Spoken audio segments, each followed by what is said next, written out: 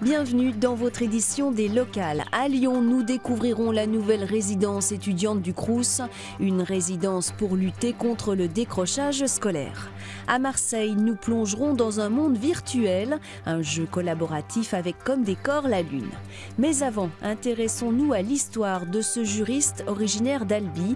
Stéphane Pélissier est convoqué par la justice grecque. Il est accusé d'être un passeur alors qu'il a aidé sa belle famille syrienne à fuir Daesh. J'ai bien les documents de tes parents, donc comme quoi ils sont bien réfugiés, ils ont bien une statue. Stéphane Pélissier va passer devant la justice grecque. En 2015, ce juriste albigeois a tenté d'aider la famille de son épouse syrienne à rejoindre la France au départ de la Grèce. 2 ans après les faits, il vient d'apprendre que son procès aura lieu le 9 novembre à Patras. On parle un petit peu, enfin on va dire quasiment de ça en permanence, quoi. Une obsession, car les charges retenues contre lui sont très lourdes. Il est accusé de trafic de clandestins. Ils fuient la mort, ils sont victimes, c'est la famille, je vais les aider. Et aujourd'hui, en fait, on nous explique que les criminels, c'est nous. C'est pas le régime de Bachar al-Assad, hein, c'est pas Daesh, c'est même pas les trafiquants de clandestins. Une situation d'autant plus difficile que la justice grecque n'a pas pris en compte le lien de parenté entre Stéphane Pélissier et sa belle famille. Tout ça, ça me stresse, hein, parce qu'on a 2 petites et voilà. Et parce que tout ce qu'il a fait, à mon avis, et à l'avis de n'importe quelle personne, qu'on peut leur raconter notre histoire, ça ne mérite pas cette suite. C'est en France que l'albigeois souhaite être jugé, là où vit désormais toute sa famille, et non en Grèce. Je n'ai plus confiance, un État qui est pourtant un État européen, hein, mais qui n'a pas été capable de prendre en compte tous les éléments du dossier, juste de me garantir les droits élémentaires de la défense, juste ça. Et je me dis, en fait, moi j'ai confiance en la justice française, et c'est pour ça que je veux être jugé ici. Pour alerter l'opinion, Stéphane Pélissier mobilise la presse et a décidé d'écrire au président de la République. On l'appelle la résidence pour la réussite. À Lyon, une centaine d'étudiants sont logés dans une résidence universitaire un peu particulière, un lieu où l'on accompagne les jeunes bacheliers dans leur scolarité. Tu vois, je suis rentrée il y a 3 semaines bientôt. Les cours sont intéressants, tout se passe bien. Cet étudiant de première année rencontre régulièrement sa tutrice. Elle est en 3e année de licence. Tous deux habitent la toute nouvelle résidence universitaire pour la réussite, spéciale lutte contre le décrochage scolaire. Ça me permet, moi, d'avoir son point de vue par rapport à comment gérer, en quelque sorte, le fonctionnement du système scolaire dans un niveau encore plus élevé. Et puis comment elle arrive à concilier sa vie étudiante avec sa vie personnelle, quoi. En se portant volontaire pour devenir tutrice, cette étudiante russe a pu décrocher un logement en plein cœur du parc Blandan, tout en apportant son aide.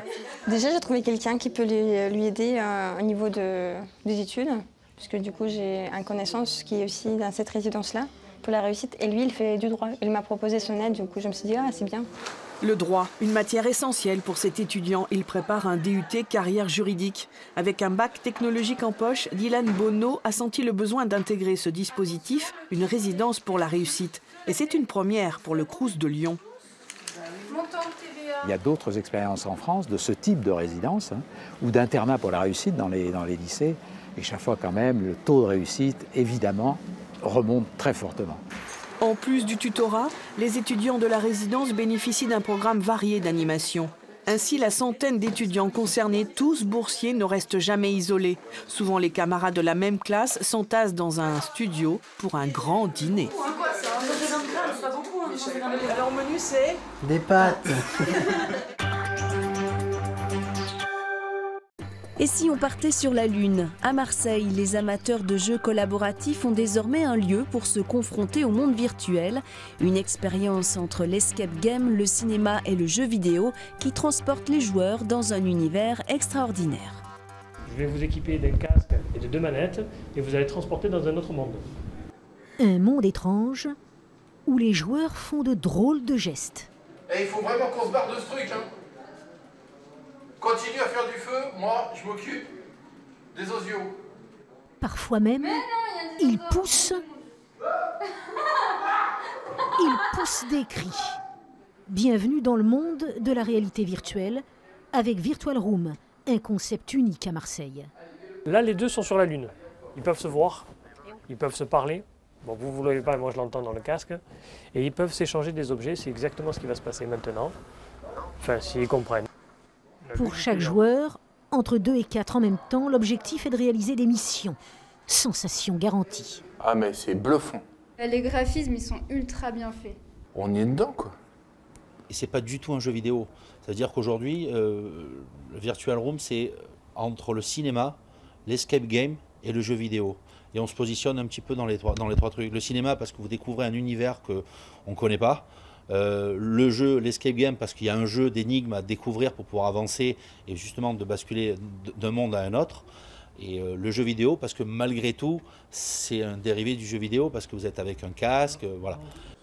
La partie dure 45 minutes. Son coût, 25 € pour chaque joueur. Une fois par an, changement de décor et donc changement de mission, histoire de diversifier l'offre et de permettre aux passionnés de revenir jouer. Et pour terminer, retour dans le monde réel avec cette création de Zabou Breitman présentée à Toulon. Un spectacle sur la folie qui mêle théâtre et danse, un sujet abordé avec humour et fantaisie. Alors, je vais pas encore assez bien pour sortir, c'est ça? Dernière répétition pour logique imperturbable d'un fou. Je vous ai mis un pyjama pour vous faire plaisir. Non, je t'ai enlevé les habits civils. Je vous ai mis un pyjama pour vous faire plaisir. Je t'ai enlevé le truc orange. Arrêtez de me faire chier.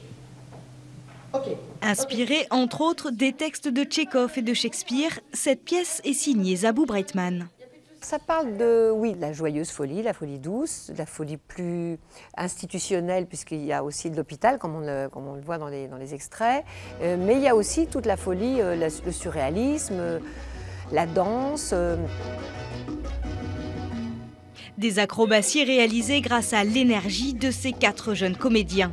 Parmi eux, Antonin Chalon, le fils de Zabou Breitman. Travailler en famille, c'est presque une tradition. Vous savez, moi je travaillais avec mon père quand j'étais petite. C'est vraiment, nous on a l'habitude de travailler comme ça, c'est assez simple. Hein. On oublie qu'on est la maman? Ah oui, au moment où on travaille, complètement. Évidemment, on ne perd pas l'amour pour son enfant, mais le fait qu'il soit jeune apporte aussi quelque chose de très doux à cette folie-là.